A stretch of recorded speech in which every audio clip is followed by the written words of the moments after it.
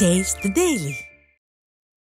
சென்னையில் நடைபெற்ற நிகழ்ச்சியில் திமுக சட்டமன்ற உறுப்பினர் ஆபாச வார்த்தைகளை பயன்படுத்தி மிரட்டல் துணியில் பேசியதால் மக்கள் அதிர்ச்சியடைந்தனர். திருவொற்றியூர் தொகுதி திமுக சட்டமன்ற உறுப்பினர் KP சங்கர் பொது நிகழ்ச்சியில் ரவுடி போல மிரட்டல் விடுத்தும் ஆபாச வார்த்தைகளை பயன்படுத்தியும் அநாகரிகமான முறையில் பேசினார். இதனை கண்டு அதிர்ச்சியடைந்த மக்கள் தலைமை சரியாக இருந்தால்தானே இவர்கள் சரியாக இருப்பார்கள் என புலம்பினர். திமுகவினர் பொதுவெளியில் அநாகரிகமான முறையில் பேசுவது வாடிக்கையாகி வருகிறது.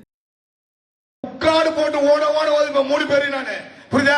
நான் யாரு? நீ 3 பேரும் சரி சிங்கத்தோட புள்ள கட்சி கொதறிடுவோம் உங்களை பாத்துக்க. நீ நினைக்கிற நான் ஒன்னும் சாதாரண ஆள் கிடையாது. நீ நினைக்கிற மாதிரி உனக்கு சொல்லுவேன், இருக்கவனுக்கு சொல்லுவேன், எல்லாருக்கும் சொல்லுவேன்.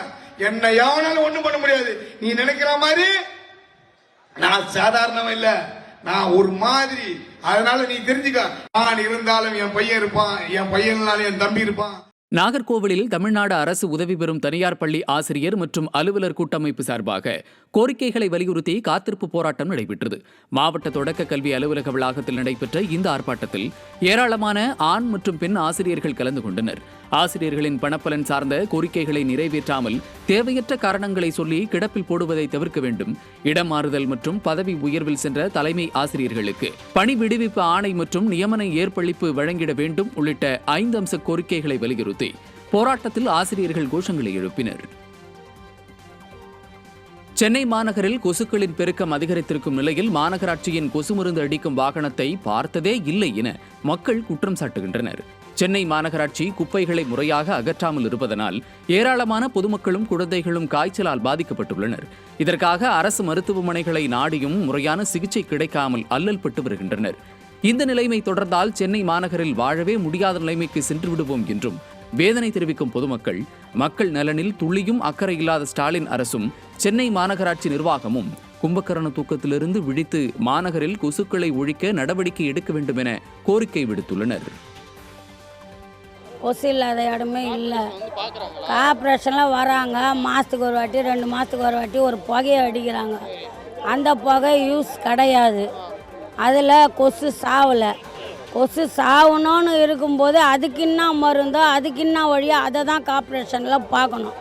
அதை பார்த்தாங்கன்னா மக்களுக்கு நல்லாயிருக்கும். காய்ச்சல் ஃபுல்லாக இருக்குப்பா. எங்கள் மாடியில் கூட எல்லாருக்கும் காய்ச்சல், கண்ணுலேருந்து நீராக வடியுது. நாங்கள் தான் ஹாஸ்பிட்டல் போயிட்டு வரோம், நாங்கள் தான் பணம் செலவு பண்ணுறோம். அதை போய் நம்ம கார்பரேஷன்லேயோ கவர்மெண்ட்லேயோ நம்ம அதை கேட்க முடியாது. பதில் கிடையாது. கொசுலாம் நிறைய வந்துன்னு இருக்குது. மேலே 9வது ஃப்ளோர் வரையும் வருது இங்கே கொசு. ஆனால் இங்கே எந்த ஒரு மெயின்டனும் இங்கே பண்ண மாதிரி எனக்கு தெரியல.